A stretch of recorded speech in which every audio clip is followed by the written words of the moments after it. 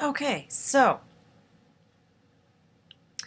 I have been unable to upload a video. Bizarre technical problems. I'm doing exactly what I did last time, and it won't. YouTube won't recognize my computer or something. I don't know. So anyway, I did have a download, and I'm just recording this on my computer, and hopefully I can upload it. But anyway, Galactic PTSD. This thought just occurred to me. I'm reading this book on EMDR by Francine Shapiro because I'm going to be starting to do this professionally with people, and I'm just fascinated with the arena of trauma and how we can heal from it. And I was just reading a case of this guy, a Vietnam veteran, who felt a sense of helplessness and a lack of control, and I think that a lot of our trauma stems from that, because as children we are truly victims in the sense of being powerless to change the situation, being handed situations that are just beyond our control. And so that kind of gets ingrained in the psyche. And what I wanted to talk about specifically was the situation that we're in right now, where we're just desperately waiting for something to happen. There's nothing to do. There's a sense of powerlessness. And about 2 days ago, I woke up a little depressed, and I got more and more and more depressed until finally in the afternoon I put on a YouTube recording of EMDR tones, just right, left, right, left. It stands for eye movement desensitization and reprocessing.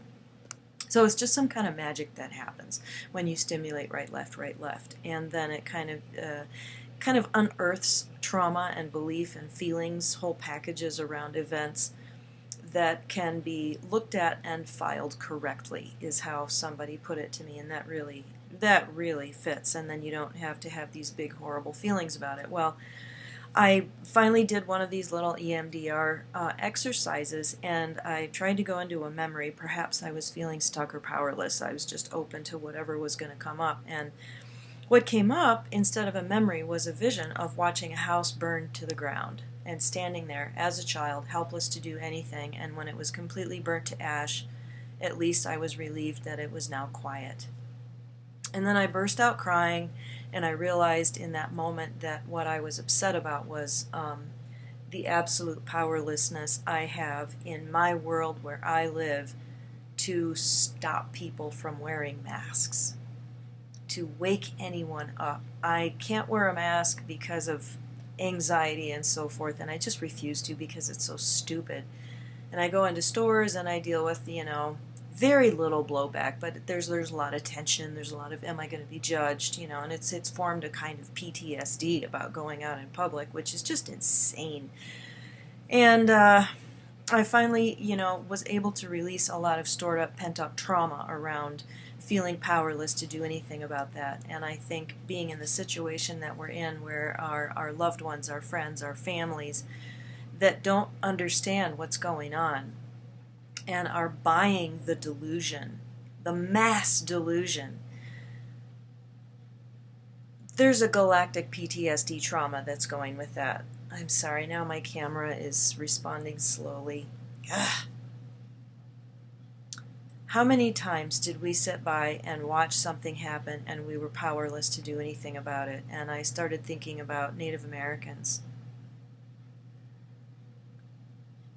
Were you a part of a tribe, or were you a witness to that situation? And not only did they not act in time, there was no possible action for them to take that could have prevented what happened, the utter decimation of their culture. And you think about China and the Great Leap Forward, and when communism took over, there were those who were awake to it, but they were powerless to do anything about it. When Hitler took over, there were those that bought in and those that didn't, and the best they could do was leave. There was nothing they could do about it.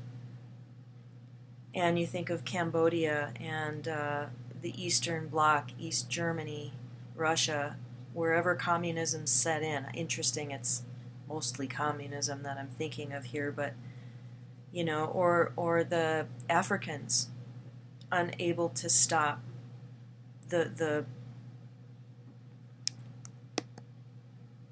the stealing, the raping, and the pillaging of their people.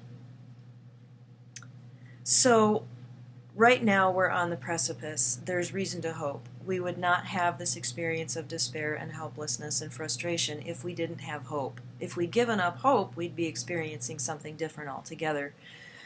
But I just want to kind of put this in a framework of, those are just Earth stories within the last 100 years or so. How many hundreds of years, hundreds of cultures, hundreds of planets, galactic experiences.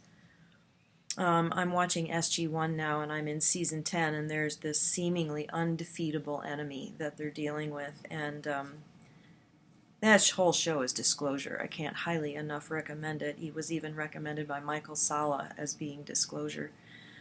But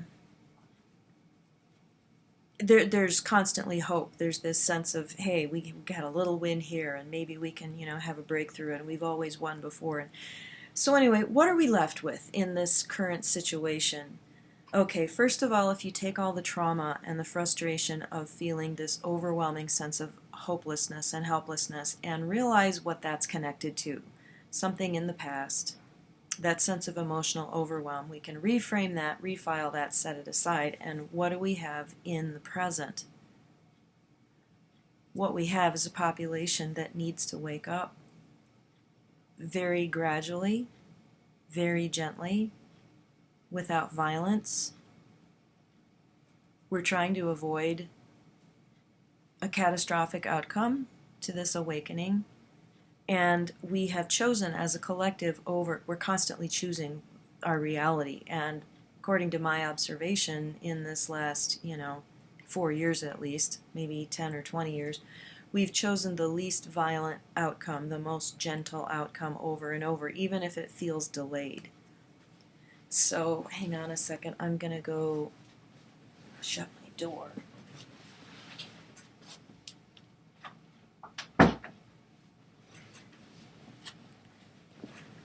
So, basically, every time I go talk to heaven about this, I feel the summoning of this tremendous amount of power, the spiritual being that I am, who I know that I am, and I know that that's been a huge part of this awakening process, is to remember and know who we are, really. Because the biggest lie is that we're powerless, and so we've given our consent and our sovereignty away, and that's what's allowed this whole thing to happen. So recognizing our power is huge, and I just get flooded with this sense of authority and power, and I could make this happen. This morning it was like, I'm going to eliminate mask wearing from the planet because I have the power to do this. And my guides are like, okay, we see you, we hear you, and yes, you could do that, but back up a little bit. This awakening has to happen of their own accord. Until it gets bad enough, that's one of the themes that I'm seeing, until it gets worse, people won't wake up. What is some famous quote I read recently? And David Icke, this awakening can't happen. They're like, how do you feel about all this now that all these people don't criticize and condemn you anymore? And he goes, well, it's a kind of a double-edged sword. It's good and it's bad. It's bad because all of the things that I said that were going to happen have happened. And I said it had to get much, much worse before it got better. So I guess the good thing is that it's finally happening. And that may need to happen to those who aren't awake. Those of us who have been exposed to the horrors that have been happening in underground tunnels and all that other stuff, that was the black pill that we needed, and we got it, we took it. And, who knows what it's going to take for them. Maybe it's just the gradual realization that this current administration is on board with Wall Street and not the little guy. Maybe it's their response to Myanmar in condemning a military coup, when in actuality these people are just taking their government back because of voter fraud through Dominion and Smartmatic. I hope that doesn't get this video deleted. So patience is what is needed. Addressing the galactic PTSD that you may have and putting that in context, achieving some non-attachment from the process and the understanding that we have everything we need to win And there are those that say the war is already won, it just has to play out. And I really do believe that. And there's such an impatience in us, and there's so much pain around this.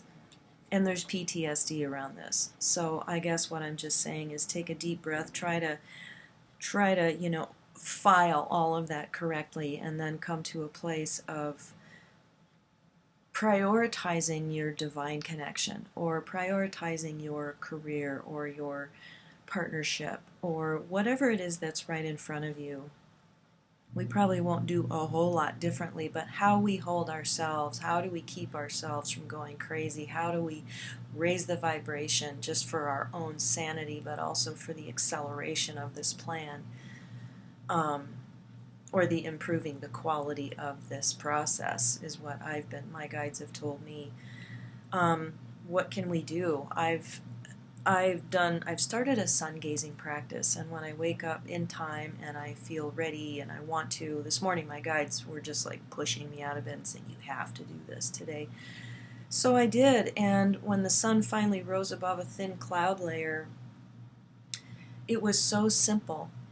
The energy of just receiving this love from the sun could not have been more simple. It's so simple, I will try too hard to describe it in the next few moments, but I am going to try. It was just, I just felt my heart open and this warmth come in, and I knew I was loved. It was just this source of life, the magnificence, the power.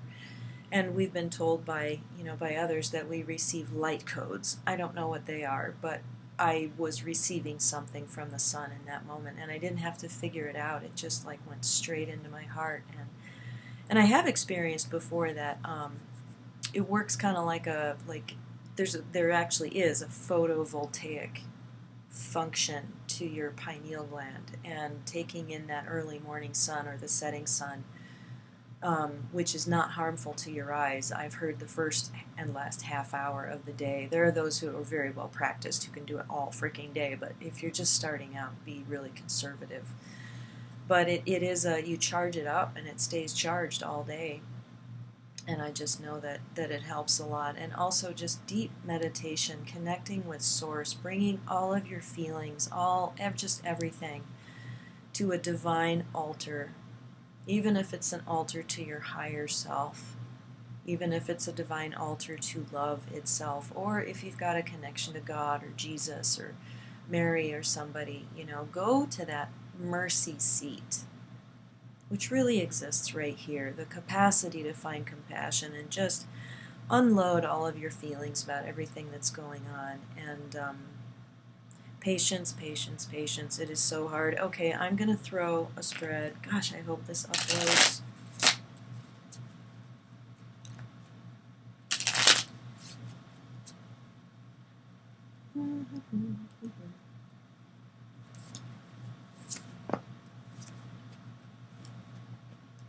Okay, they're just telling me 4 cards today. We have the 7 of Spades. This was February 5th. This was yesterday, and which makes today the 6 of Spades, a day of destiny, the plan, so to speak. And as Simon Park's very, very comforting update from him today, trust the man, not the plan. I think we can trust the plan. I don't have any problem with that, but trusting the man that we know to be Mr. Tea Tree. Okay, so the 7 of Spades was on the 5th, and it's about correcting something that's been out of alignment. And we were told through Charlie Ward's communique from someone who's always been right, said that the mainstream media was going to be taken down at 6 o'clock yesterday, or 4 o'clock Colorado time. And it didn't happen, obviously. I kind of knew it wouldn't, and what my guides said to me was frontal attack. Why would an army do a frontal attack? Because they're doing something else at the same time. I don't know what that is, but that's what they told me. And maybe it flushed something out that's really huge. And the karma card to this shows up on the bottom of the deck, JFK Jr. and the healing card. But anyway, the 7 of Spades, I thought it was interesting on the 5th because it's about putting things right that are out of alignment with the truth in the physical realm. So by this being the very first card that's showing up, they're reassuring us that this is happening. And sometimes you just got to pull out that file when you're in a good mood, write down a list of all of the proofs that we have that things are happening. I mean, the number one thing to me is look at Washington, D.C. It's occupied by a military force that we can trust. What's going on there? And the White House is dark at 11 o'clock every single night. It's probably on a timer. There's nobody there. The proof positive that we have, not only of the national contest shenanigans, but the fact that this mock-up is happening at a studio in Culver City, California. If you haven't seen that video, oh my God, find it. So those are the proofs that we have. So you have to go back and remind yourself of that. The things are being put to rights. King of Diamonds. This is stay in your integrity. Remember who you are. Those who supported, you know who, are being labeled as domestic terrorists. And if that isn't the most outrageous, ridiculous claim they have come up with so far, but don't underestimate the power of the mind control. This may be one of the things that cracks because, I mean, they may not like us, but those of us who are in friends and family can very easily look at us and go, are they going to pick up a machine gun and go somewhere and do some violence? And they're probably going to be like, yeah, they might. But probably not. Like, I've known them for 50 years, 20, 30, 5 years, and they're probably not going to do, maybe this is a little overblown. Anyway, stay in your integrity and just remember who you are and try not to get triggered by that. And this is also Mr. T. God, I can't even say his name. The Jack of Hearts. This is the Christ consciousness. This is the suffering that you signed up for in the name of love. Just accept it and deal with it, okay? You chose to be here, and it sucks. And this is love. This is remember why you chose to do this. It was out of love. I'm very doubtful now that it had anything to do with resolving our own personal karma. But we obviously can heal our own PTSD from all those other, look at the opportunity we have. All those, the gate wars and all the trauma.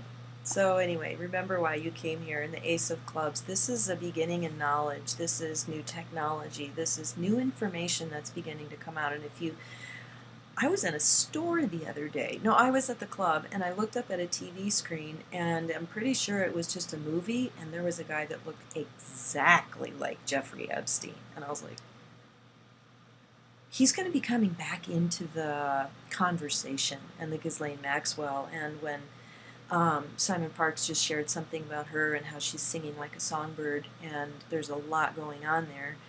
He said something about how she's been giving information about where people have been kept against their will, and all of a sudden it grabbed me on a level that it hasn't in a long time, and I just burst out crying. It was so incredibly painful, and I saw through the veil to the level of psychopathy, psychopathy, and hate and harm and indifference to suffering, and the elitism that thinks I'm different from you, so I don't have to feel anything about the suffering that I'm causing you. It struck me to the core, and I just burst out crying. And I've seen and heard so much about that, it usually doesn't get much of an emotional rise out of me, but what that told me is that there's a new consciousness, a new level of awareness coming in because of all this. And as the light quotient increases, the tolerance for all the shit, our ability to see the crap, you turn on, you get a new light bulb, and all of a sudden you go, oh my God, I need to dust. So there's more light and there's more awareness, even in those of us who already know. And they said, it's coming, this is coming. And I got the surrender card yesterday on top of all this other, like, healing and trust and all these really good. Truth was another card that came forward, but surrender was the first one. So healing is what's happening. And if you need a focus for, like, your meditations, this came to me the other day, that the energy of healing is really kind of afoot. And for some reason, Arthur and the Round Table and the Knights and the Holy Grail, just the whole Arthurian legend popped in my head right now, and I don't know why. But this Eight of Hearts, oh, Camelot, JFK Jr., Return of the King, the once and future king. Ooh, I just got the chills from that. He will bring healing, and we know that this is what we need. So let's get on board with that and meet with the vibration of that, so that when this healing energy, perhaps personified by this wonderful person, comes in, we need not be ashamed for having not been in alignment with compassion. That definitely came through from somewhere else. So that's all I'm going to do. I'm going to try to upload this. I love you guys so much, and please leave a comment just to let me know that you found me. I can't do lives on Facebook anymore, so this is my way to connect with you. I miss you all so much. I miss doing the live videos. I miss the interaction so much. So anyway, talk to you soon. Bye.